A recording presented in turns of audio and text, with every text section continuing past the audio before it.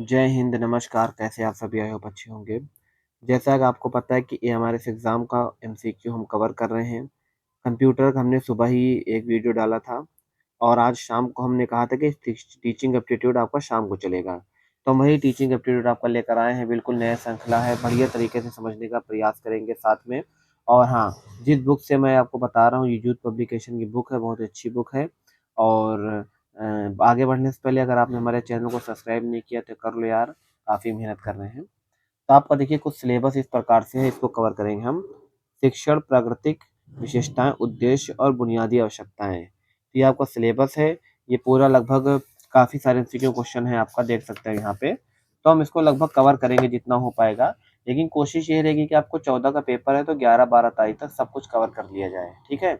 अभी बीच में मैं 4-4 घंटे की भी वीडियो लाऊँगा। चलिए चलते हैं, पहले हम इस क्वेश्चन को देखते हैं। पहला क्वेश्चन है, ऐसा कथन पहचानिए जो सत्य न हो। मतलब सीधा बोल रहा है कि जो कथन इसमें सत्य ना हो ना उसी को पहचानना है।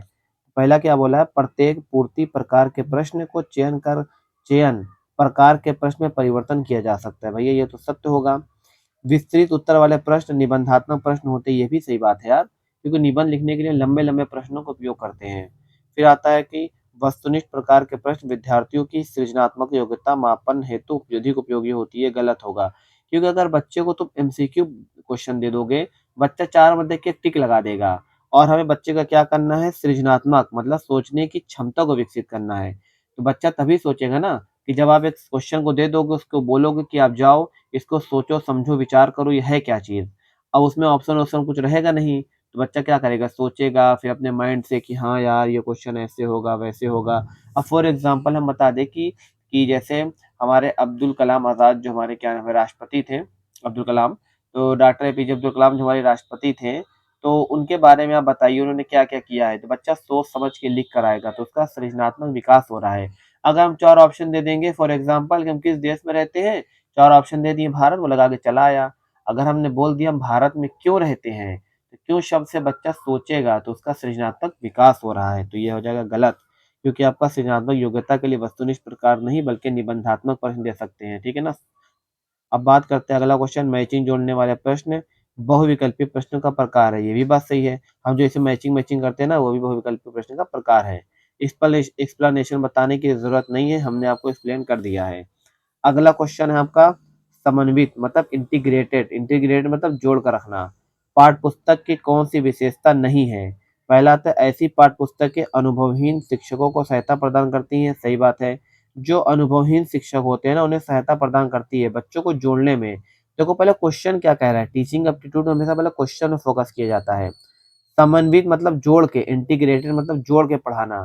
जोड़ने का मतलब होता है बच्चे को पूर्व ज्ञान से जोड़ दो, बच्चों को उसकी फैमिली से जोड़ दो, ये बात कर रहा है। पाठ्य पुस्तक की कौन-सी विशेषता नहीं है? तो देखिए पहली विशेषता तो सही होगी। ऐसी पाठ्य पुस्तकें अनुभवहीन शिक्षकों को सहायता प्रदान करती है, मतलब जिनके पास अनुभव नहीं है वो सहायता प्रदान कर सकती है पुस्तक। अगला है पाठ्य पुस्तक को पाठ्यवस्तु, पाठ्यक्रम के रूप में प्रयुक्त कर सकते हैं, ये भी सही है। ये तैयार सामग्री प्रदान करती है, ये भी सही है। पाठ्य पुस्तक में हमको पूरी की पूरी सामग्री तैयार मिल जाती है क्योंकि उसमें चित्र-वित्र का भी प्रयोग हुआ रहता है। अगला है ये विद्यार्थियों के व्यक्तिगत अधिगम तरीकों के लिए उपयुक्त सिद्ध नहीं होती, ये बात गलत है कि भैया विद्यार्थियों के लिए व्यक्तिगत के लिए सिद्ध होती है पुस्तक। आप पढ़ाई कर रहे हो पुस्तक के माध्यम से तो अब क्या होगा आपके लिए सिद्ध होगी ना? इसमें नहीं शब्द यूज़ कर दिया तो ये आपका गलत हो जाएगा, ठीक है? थोड़ा-सा हम देख लेते हैं इसका एक्सप्लेनेशन। इंटीग्रेटेड पाठ्यपुस्तक की सही विशेषता यह नहीं है कि विद्यार्थियों के व्यक्तिगत अधिगम तरीकों के लिए उपयुक्त सिद्ध नहीं होती। वास्तव में एकीकृत पाठ्यपुस्तक विभिन्न विभिन्न प्रकार की शिक्षण रणनीतियों और व्यक्तिगत सीखने की शैलियों को समायोजित करती है, ठीक है ना? आगे क्या बोल रहा है, थोड़ी-सी विशेषताएँ देख लेते हैं क्योंकि एक्सप्लेनेशन पढ़ने पर ही हमारा ज़्यादातर चीज़ें तैयार होती हैं। एकीकृत पाठ्यपुस्तकें संरचना प्रदान करके और स्पष्ट निर्देश देकर अनुभवहीन शिक्षकों की सहायता प्रदान करती है। जैसा कि हम अभी बात कर चुके हैं, पाठ्यपुस्तक को पाठ्यवस्तु पाठ्यक्रम के रूप में प्रयुक्त कर सकते हैं। एकीकृत पाठ्यपुस्तकें पहले से तैयार सामग्री जैसे उदाहरण, अभ्यास और शिक्षण सुझाव प्रदान करती है, जिनमें शिक्षकों का समय बचता है और वे शिक्षण पर अधिक ध्यान दे सकते हैं। क्योंकि हम पाठ्यपुस्तक जब लेते हैं, तो उसमें क्या होता है, आपको क्वेश्चन भी दिया रहेगा, उसमें आंसर भी दिया रहेगा, मैच द फॉलोइंग भी दिया रहेगा, तो आपको ज़्यादा मेहनत करने की आवश्यकता होती नहीं है। अगला क्वेश्चन आपका क्या बोल रहा है, यदि शिक्षण में कुछ भी नहीं सीखा गया। मतलब शिक्षण मतलब ये होता है कि जैसे हम बच्चों को टीच कर रहे हैं, शिक्षण कर रहे हैं, टीचिंग कर रहे हैं, अगर उसमें कुछ भी नहीं सीखा गया तो कुछ भी नहीं पढ़ाया गया। जब तक आप बच्चों को कुछ पढ़ाओगे नहीं तो बच्चा सीखेगा कैसे, है ना? अवलोकित कब करेगा, जब पढ़ाओगे। अध्ययन कब करेगा, जब पढ़ाओगे। जांचा गया कब, कब जांचा जाएगा, जब भैया तुम पढ़ाओगे। जब बच्चों को तुम पढ़ाओगे ही नहीं तो कहाँ से कुछ सीखेगा। देख लेते एक्सप्लेनेशन। टीजीटी साइंस क्वेश्चन है, यदि शिक्षण में कुछ भी नहीं सीखा गया तो कुछ भी नहीं पढ़ाया गया। यह कथन इस बात पर जोर देता है कि शिक्षण की सार्थकता तभी है जब सीखने का परिणाम प्राप्त हो। यदि छात्र कुछ भी नहीं सीखा सीखा है तो शिक्षण प्रक्रिया प्रभावी नहीं मानी जा सकती। यह माना जाता है कि वास्तव में कुछ भी नहीं पढ़ाया गया। शिक्षण केवल जानकारी देने की प्रक्रिया नहीं बल्कि यह सुनिश्चित करना है कि छात्र उस जानकारी को समझे और आत्मसात करें। अगला क्वेश्चन आपका क्या बोल रहा है, अगला क्वेश्चन आपका बोल रहा है, निम्नलिखित में से कौन सी विशेषता स्मृति स्तर की शिक्षण की नहीं है। मतलब स्मृति मतलब हमारी जो चीज हम स्मृति करते हैं, याद करते हैं, उसके स्तर की नहीं है। देखो पहला क्या है, सीखी गई सामग्री को दोहराना। भैया देखो स्मृति मतलब हो तो याद करना, समझ में आया। स्मृति का सीधा सा मतलब हो तो याद करना कि किसी चीज को हम याद कर लेते हैं। तो पूछा क्या है, कौन सी नहीं है, ठीक है ना। सीखी गई सामग्री को दोहराना, याद करेंगे जब बार बार दोहराएंगे। इसमें अभिप्रेरणा का स्रोत आंतरिक होता है। अच्छा किसी चीज को आप रटते हो, मान लो किसी चीज को याद कर रहे हो, क्या इसमें अभिप्रेरणा का स्रोत आंतरिक होता नहीं। क्योंकि हम जो चीजें क्या होती है, टीचर ने हमें बता दिया कि ये जो है गोल होता है, तो तुम क्या पढ़ लिए, गोल होता है, गोल होता है, गोल होता है, तुमने पढ़ लिया। लेकिन अगर आप अभिप्रेरणा होंगे तो उसको समझेंगे गोल क्यों होता है, कैसे होता है, क्या वजह है ना। जब आप खुद से क्वेश्चन करना स्टार्ट करोगे, जब आप मोटिवेट होगे, तो टीचर ने बताया ये चीज गोल है, तो अब उस गोल के बारे में जानकारी इकट्ठा करना शुरू कर दो। क्यों, क्योंकि आप अंदर से मोटिवेट हो चुके हैं। तो इससे मोटिवेट ये नहीं होगा, ठीक है। मानसिक अनुशासन को प्रशिक्षित करना, ये तो मानसिक अनुशासन को प्रशिक्षित करेगा, क्योंकि बार बार आप किसी चीज को रट्टा मारोगे तो हमारे मानसिक चीज को क्या करेगा, करेगा ना। यथार्थ सूचना प्राप्त करना, और यथार्थ सूचना भी प्राप्त कराता है। इसका जो राइट आंसर हो जाएगा ऑप्शन नंबर बी। थोड़ा सा एक्सप्लेनेशन देख लेते हैं। स्मृति स्तर के शिक्षण की विशेषता यह है कि इसमें सीखी गई सामग्री को दोहराया जाता है, सटीक व यथार्थ जानकारी प्राप्त की जाती है, और मानसिक अनुशासन को प्रशिक्षित किया जाता है। लेकिन इसमें प्रेरणा का स्रोत आंतरिक नहीं होता बल्कि बाहरी और अधिक मात्रा में रटना होता है। ये बताए ना कि भैया ये चीज गोल होती है तो बस गोल मान लिए हो, जब अब मोटिवेट होगे तो उस पर रिसर्च करोगे ना। पांचवा क्वेश्चन है, एक विद्यार्थी शिक्षण के तुरंत बाद कविता सुना देता है। मतलब एक बच्चा है, शिक्षण के बाद क्या करता, तुरंत कविता सुना देता है। क्यों सुनाएगा, क्योंकि वो रटा होगा। कविता इंसान रट के जाता है ना। या शिक्षण के किस स्तर के अंतर्गत आता है, चिंतन स्तर। अगर बच्चा चिंतन करता तो भाई कविता ना सुनाता, कविता रटने वाली चीज है, प्राथमिक स्तर नहीं करता। स्मृति स्तर आपको बता दिए, स्मृति में क्या चीज की जाती है, आपकी याद की जाती है, इसमें आएगा आपका स्मृति स्तर। तो आपको एक्सप्लेनेशन हमने कर दिया है पहले भी। आज का जो छठा नंबर का क्वेश्चन है, बहुत ही बढ़िया क्वेश्चन लग रहा है ये, कि निम्न में से कौन सा शिक्षक केंद्रित उपक्रम की विशेषता नहीं है। एक होता है शिक्षक केंद्रक, एक होता है आपका शिक्षार्थी केंद्रक। ज्ञान का प्रवाह, ठीक है ना, ज्ञान का प्रवाह विद्यार्थी और शिक्षक की अंतःक्रिया से होता है।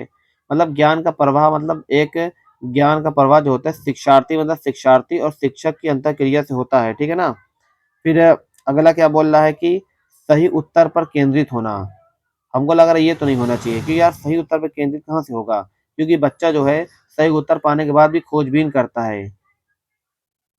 शिक्षण के बाजार अधिगम पर केंद्रित होना, सीखने पर केंद्रित होना, शिक्षक द्वारा दिए गए श्रृंखला को विद्यार्थी द्वारा सीखना।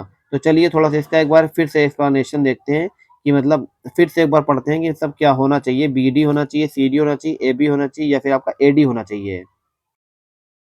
तो इस क्वेश्चन का जो मुझे थोड़ा कंफ्यूजन लग रहा है, क्योंकि देखो यार अगर हम आंसर नंबर डी की बात करें तो देखिए शिक्षक द्वारा दिए गए श्रुति लेख को विद्यार्थी द्वारा लिखना, ये तो भैया शिक्षक केंद्रित होगा, कि भैया शिक्षक ने जो दिया है आपका उसको हमने सीधा लिख लिया, उस पर कोई सवाल वाल नहीं पूछा, ये तो होगा, ठीक है ना। पूछा क्या, विशेषता नहीं, तो डी नंबर काटो, यहाँ से डी यहाँ कटा, डी यहाँ कटा, डी यहाँ कटा, बचा ए बी, है ना। हमने देखिए डी काट दिया, शिक्षक द्वारा दिए गए श्रुति लेख को विद्यार्थी द्वारा लिखना। भैया जब बच्चे शिक्षक दे रहा तो उसको उतार लिए, ऐसा थोड़ी नहीं होता है। ये तो शिक्षक केंद्रित हो गया, पूछा कौन नहीं है ना। तो आपका डी काट दिए हमने से, डी यहाँ से काटा, यहाँ से काटा, बचा ए बी। तो ए बी होना चाहिए। देखते हैं ए बी क्या बोल रहा है। ज्ञान का प्रवाह विद्यार्थी और शिक्षक की अंतःक्रिया से होता है। हाँ, ये शिक्षार्थी हो सकता है। क्यों? क्योंकि अगर आप कोई ज्ञान अर्जित करते हो ना, तो एक दूसरे से अंतःक्रिया के माध्यम से बोल के, है ना? अगला क्या बोल रहा है आपका? सही उत्तर पर केंद्रित होना। देखिए, ये थोड़ा कन्फ्यूज़ लग रहा है यार, सही उत्तर पे केंद्रित होना। अब टीचर कोई सही उत्तर दे देगा तो आप मान थोड़ी ना लोगे, आप उसपे खोजबीन करोगे ना। तो यार थोड़ा-सा कन्फ्यूज़न होने लग रहा है। मेरे अकॉर्डिंग तो भाई ए होगा इसका राइट आंसर, ओनली ए। लेकिन इसमें देखो डी डी काट दिए, ए बी, इसमें ए बी बच रहा है। तो ये थोड़ा-सा मुझे कन्फ्यूज़न लग रहा है, आप लोग इसको देख लीजिएगा। मेरे अकॉर्डिंग तो ए लग रहा है, बी वाला भी अगर लेके चलेंगे तो सही उत्तर पर केंद्रित होना। अब हर चीज़ सही उत्तर थोड़ी नहीं होता कि टीचर ने बता दिया पृथ्वी गोल है, तो आपने मान लिया पृथ्वी गोल है। अरे भाई, विद्यार्थी क्या करेगा? खोजबीन करेगा, तभी तो वो विद्यार्थी केंद्रित होगा। ऐसा थोड़ी ना कि टीचर ने बता दिया पृथ्वी गोल है तो आप गोल ही मान लोगे। उस पे रिसर्च करोगे ना, खोजबीन करोगे, अन्वेषण करोगे। तो मेरे अकॉर्डिंग भाई ए वाला होना चाहिए। बाकी आप लोग देख लीजिएगा जो भी हो। लेकिन आयोग ने इसका आंसर ऑल दिया था, ऑल विशेषता नहीं है। फिलहाल के लिए आगे देखते हैं 7वां क्वेश्चन, ये कन्फ्यूजन वाला क्वेश्चन था। आप लोग कमेंट बॉक्स में बताइएगा कि आपके अकॉर्डिंग क्या है। विद्यार्थी द्वारा ज्ञान के संरक्षण को कराने में शिक्षक की कौन सी भूमिका नहीं होनी चाहिए? तो पहला आता है आपका वास्तविक विश्व की समस्याओं के समाधान हेतु वास्तविक उपागम पर केंद्रीकरण ये होना चाहिए। स्व-विश्लेषण व स्व-आकलन को हतोत्साहित करना। हतोत्साहित क्यों करोगे भई? प्रोत्साहित करोगे। देखो यहीं पे हमने नेगेटिव वर्ड पकड़ लिया। हतोत्साहित क्यों करना भाई? भैया जो बच्चा खुद से आकलन कर ला उसको प्रोत्साहित करेंगे ना। प्रत्येक विद्यार्थी के पूर्व अनुमान के प्रति संवेदनशीलता, ये भी ठीक है। एक सहभागितापूर्ण अधिगम को संबल करना, ये भी ठीक होगा। मतलब बी वाला आंसर आप क्या करेंगे? हतोत्साहित की जगह पर क्या करेंगे? उसको उत्साहित करेंगे। आज का थोड़ा-सा 8वें नंबर का क्वेश्चन है कि शिक्षक केंद्रित उपागम के निम्नलिखित में से कौन सी विशेषता नहीं है? चर्चा और वाद-विवाद का पर्याप्त अवसर होता है। ये तो आपका देखिए, शिक्षक केंद्रित उपागम की निम्नलिखित में से कौन सी विशेषता नहीं है? शिक्षक केंद्रित क्या होता है? जो अपने निर्देश को मनवाए, हमने जो कहा वही ठीक है। लेकिन इसमें क्या हो रहा है? चर्चा, वाद-विवाद, ये कैसे है? ये आपका शिक्षार्थी केंद्रित है, ठीक है ना? तो ये आपका शिक्षार्थी केंद्रित है, तो मतलब यही आंसर आपका सही होगा। आगे देखते हैं, विहित पाठ्यपुस्तकों को समय पर पूरा किया जा सकता है। देखिए, टीचर जो करवाएगा सिर्फ पूरा करवाएगा। बड़े आकार की कक्षाएँ अच्छी प्रकार से संचालित हो सकती है, ये भी टीचर के रिलेटेड है। अपरिचित और अमूर्त प्रत्येक शिक्षक द्वारा सीधे-साधे व्याख्यात किए जाते हैं। ये भी आपका क्या है? शिक्षक केंद्रित, तो राइट आंसर ए होगा। अब देखिए, शिक्षक केंद्रित क्या होता है? शिक्षार्थी केंद्रित क्या होता है? शिक्षक केंद्रित ये होता है कि शिक्षक जैसा बोले बच्चा वैसा कर ले, ठीक है ना?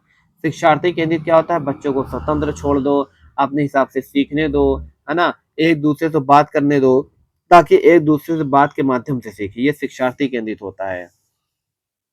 9वां क्वेश्चन है आपका, मुख्य प्रभावी शिक्षण किसका प्रकार्य है? शिक्षण की प्रशिक्षण शिक्षक की प्रशिक्षण के प्रति सकारात्मक अभिवृत्ति, विद्यार्थियों में अधिगम करा पाने की योग्यता। और अगला क्या बोल रहा है? अगला बोल रहा है आपका शिक्षक की निष्ठा, फिर बोल रहा है आपका शिक्षक की पांडित्य। तो राइट आंसर हो जाएगा बी। बी क्वेश्चन क्या है आपका? बोला है कि मुख्य प्रभावी शिक्षण किसका प्रकार्य है? शिक्षार्थी में अधिगम करा पाने की योग्यता। अगर एक शिक्षक बच्चों को अधिगम करा पा रहा है, सिखा पा रहा है, तो भाई उसकी योग्यता होगी है। देख लीजिए, कक्षा में प्रभावी शिक्षण वे विधि है जिनका उपयोग शिक्षक छात्रों की उच्च उपलब्धि प्राप्त करने के लिए करते हैं। शिक्षण विधि शिक्षक केंद्रित, छात्र केंद्रित, या दोनों का मिश्रण हो सकता है। मुख्य प्रभावी शिक्षण का प्रकार विद्यार्थियों में अधिगम करा पाने योग्य है। आज की थोड़ा सा वीडियो कंफ्यूजन वाली थी, कल से थोड़ा सा और सही तरीके से मेंटेन करके आऊंगा। 10वां क्वेश्चन, निम्नलिखित में से कौन सा अधिगम का प्रमुख गुण है? पहला आता है आपका व्यवहार में परिवर्तन लाना। ये बात तो सही है, अधिगम क्यों कराते हैं? बच्चे के व्यवहार में परिवर्तन लाने के लिए। वस्तु की पहचान करना नहीं, वस्तु की पहचान थोड़ी नहीं करना, व्यवहार में परिवर्तन लाना है। व्यवसाय के लिए तैयार करना, ये भी नहीं है। फिर आता है आपका पुनः स्मरण के लिए तैयार करना, रटा थोड़ी दे रहे बच्चों को हम। इसका राइट आंसर हो जाएगा व्यवहार में परिवर्तन लाना। सीखने का प्रमुख गुण जिज्ञासा है और नए ज्ञान और कौशल हासिल करने की आंतरिक इच्छा पैदा करती है, जिससे व्यक्ति अनुभव के माध्यम से सीखकर अपने व्यवहार में परिवर्तन लाता है। ठीक है, तो आज हम 10वीं तक क्वेश्चन रखेंगे। थोड़ा सा तबीयत भी मेरी ठीक नहीं है, जुकाम वगैरह ज़्यादा है, तो माइंड नहीं काम कर रहा है। तब तक के लिए हमारे चैनल को लाइक और सब्सक्राइब कीजिएगा। धन्यवाद। कल हम 11वें क्वेश्चन से सही तरीके से करेंगे।